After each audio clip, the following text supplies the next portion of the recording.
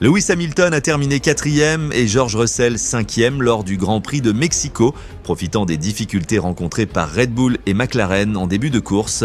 Les deux pilotes Mercedes ont débuté en pneus médium, avec Hamilton prenant rapidement l'avantage sur Russell dans les premiers virages. Cependant, grâce au DRS, Russell a récupéré sa position avant leur premier arrêt, moment où ils ont dépassé Verstappen, alors pénalisé pour avoir forcé Norris hors de la piste. Au second relais, Russell a subi des dommages à l'aileron avant, mais a maintenu un rythme compétitif, même si Hamilton a finalement repris la 4e place dans les derniers tours.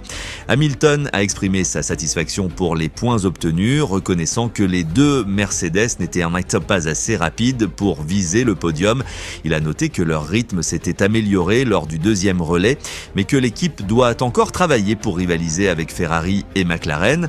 Russell a expliqué avoir perdu du temps en percutant une bosse lors d'un dépassement, ce qui a endommagé son aileron avant, compromettant sa performance.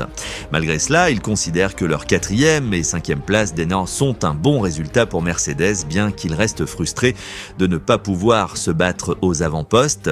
Toto Wolff, directeur de Mercedes, a souligné que l'équipe reste dans une position stable, mais qu'il leur manque encore la vitesse pour affronter les meilleurs.